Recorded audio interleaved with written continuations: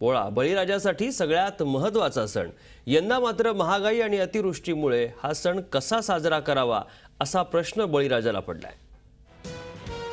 शेतकऱ्यांसाठी अतिशय जिव्हाळ्याचा, पारंपरिक आणि लोकसंस्कृतीचा वारसा असलेल्या पोळा सणावर यंदा महागाई आणि ओल्या दुष्काळाचं सावट आहे। वर्ध्यात पिढ्यानपिढ्या शेती करणाऱ्या हरिभाऊ नगराळे यांनी यंदाचा पोळा नव्या बैलजोडीसह साजरा करण्याचं स्वप्न पाहिलं होतं। मात्र अतिवृष्टीमुळे त्यांचं हे स्वप्न पुराच्या पाण्यात वाहून गेलंय। हाताशी पैसा नाही आणि त्यात वाढती महागाई, यामुळे पोळा कसा साजरा करावा या विवंचनेत हरिभाऊ आहेत।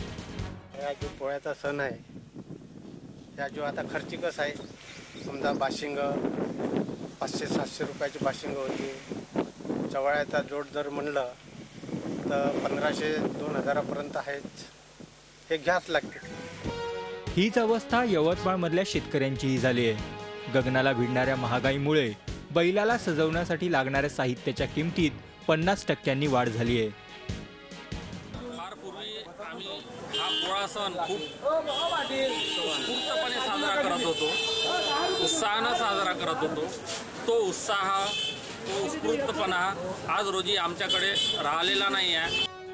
पोळा म्हटलं की बाजारात पूर्वी रेलचेल राहायची, मात्र यंदा बैलजोडीसाठी लागणारे रंग, कासरे, झुली, बारशिंगी, गोंडे, घुंगरे आणि वेसनाच्या किमती वाढल्यानं पोळा असूनही बाजारात निरुत्साह आहे। यावर्षी पूर्ण शेती पाण्याखाली डुबलेली आहे। शेतीचा खर्च अवाढव्य वाढलेला आहे यावर्षी।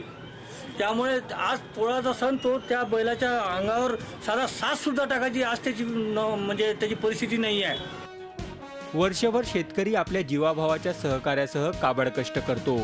एक दिवस तरी आपल्या सहकार्याचं कोड कौतुक करावं यासाठी बळीराजा पोळा सणाची वाट पाहत असतो। मात्र यंदा या पोळा सणावर महागाई आणि अतिवृष्टीची संक्रांत कोसळली आहे। यवतमाळहून श्रीकांत राऊतसह अमित देशपांडे, झी मीडिया, वर्धा। झी 24 तास, एक पाऊल पुढे।